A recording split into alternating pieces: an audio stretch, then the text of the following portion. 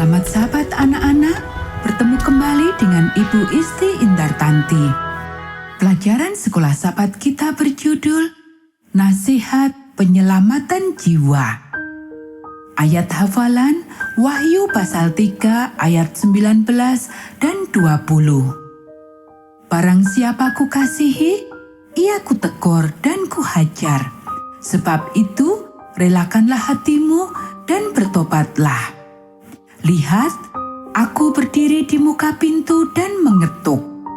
Jikalau ada orang yang mendengar suaraku dan membukakan pintu, aku akan masuk mendapatkannya dan aku makan bersama-sama dengan dia dan ia bersama-sama dengan aku. Poin penting pelajaran kita memuji Tuhan karena Ia mengasihi kita dan memberi kita pedoman dalam hidup kita. Pernahkah kamu mengalami satu perjalanan di sebuah jalan yang kamu pikir bahwa kamu sedang menuju ke tujuan yang benar, tetapi ternyata justru kamu sementara menuju ke arah yang sama sekali berlawanan dengan tujuanmu yang sebenarnya? Hal itulah yang dialami oleh salah satu jemaat yang akan kita pelajari dalam pelajaran hari ini. Yohanes duduk di atas sebuah batu yang besar dan dingin di Pulau Patmos. Hatinya dipenuhi dengan rasa syukur yang mendalam kepada Allah. Sekarang dia mengetahui mengapa hidupnya diselamatkan dan mengapa dia harus dikirim ke penjara Pulau Karang ini. Yesus telah memberikan kepadanya pekabaran istimewa untuk ketujuh jemaat yang ada. Jemaat-jemaat yang dia kenal dengan sangat baik. Yang pertama datang adalah pekabaran untuk jemaat Efesus, Smyrna, Pergamus, Tiatira.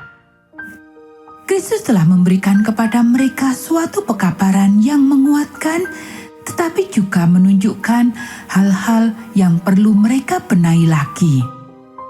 Kemudian, dia melanjutkan dengan pekabaran bagi jemaat Sardis, Philadelphia, dan Laodikia. Kepada jemaat Sardis, Yesus berkata, "Aku tahu segala pekerjaanmu. Engkau dikatakan hidup, padahal engkau mati. Bangunlah.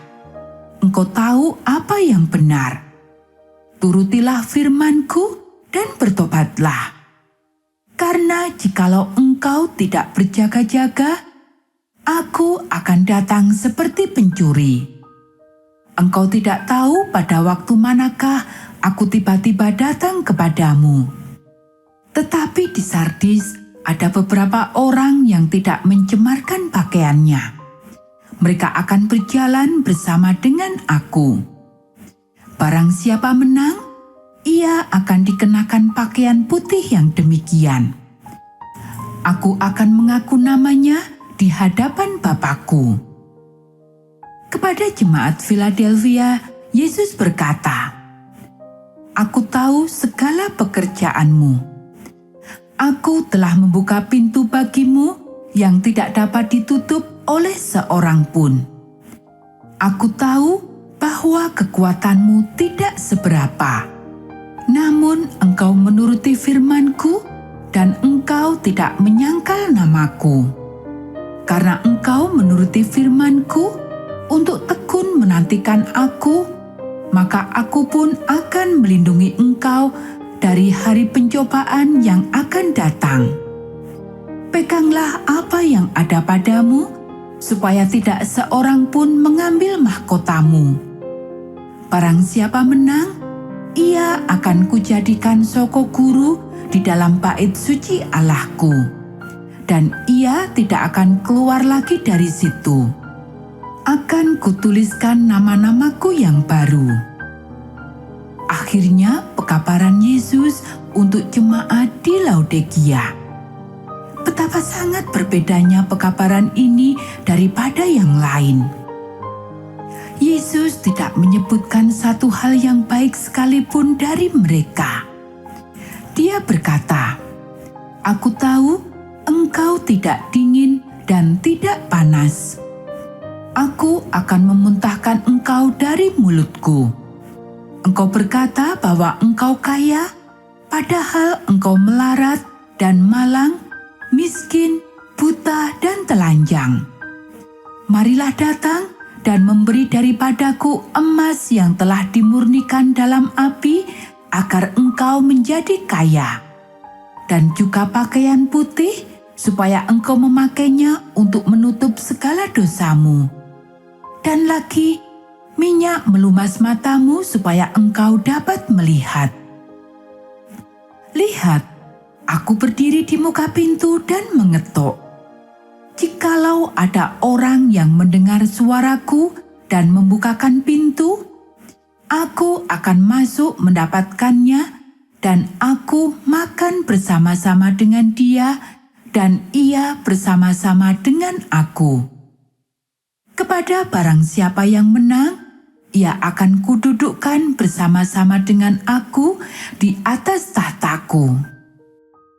Yohanes meletakkan penanya dan mulai memikirkan masing-masing jemaat itu. Sardis berada di sebelah selatan dari Tiatira. Kota itu pernah menjadi kota yang hebat, namun hilang dalam kegemilangan Efesus dan Pergamus.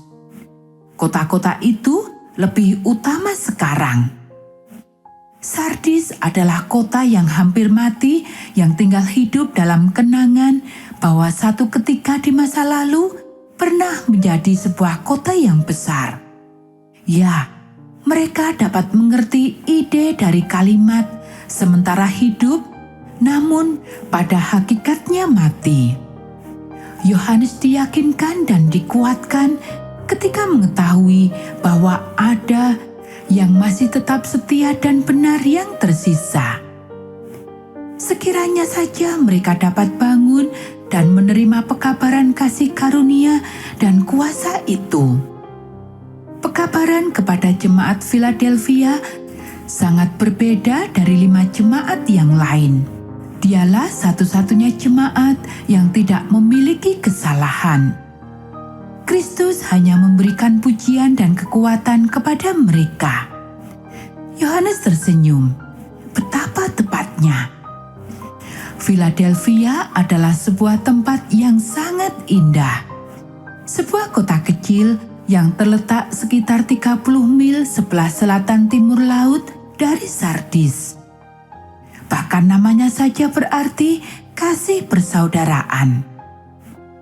Kota ini dibangun oleh Raja Attalus dalam menghormati kakaknya. Tidak terlalu banyak anggota yang ada di sana, tetapi mereka sangat setia dan benar. Mereka sangat dikuatkan untuk tetap maju di dalam pekabaran yang indah ini. Yohanes lebih memuji Allah karena kasih karunia-Nya yang indah. Jemaat yang terakhir adalah Laodikia. Seperti Philadelphia, jemaat ini sangat berbeda dengan yang lain. Kali ini, Kristus tidak memiliki satupun yang baik yang dapat disebutkan tentang mereka. Yohanes menarik napas. Dia mengetahui orang-orang Laodikia sangat kesulitan. Mereka sangat kaya dan sombong. Kota itu merupakan pusat penghasil wol hitam. Paulus pernah bekerja dengan jemaat di sana. Dia telah berusaha untuk menguatkan mereka dan meminta kepada orang-orang Kolose untuk saling tukar-menukar surat dengan jemaat di Laodikia. Yohanes berharap mereka dapat mendengarkan suara Tuhan sebelum terlambat. Yohanes bersyukur kepada Tuhan karena boleh mengirimkan pekabaran-pekabaran itu kepada jemaat-jemaat ini. Pada akhir dari setiap pekabaran, Kristus berkata, "Biarlah mereka yang bertelinga mendengarkan apa yang dikatakan Roh kepada setiap jemaat itu." Yohanes menambahkan doa pribadinya agar semua orang mau untuk mendengarkan dan bertindak agar mereka dapat bertemu kembali pada suatu hari kelak di surga.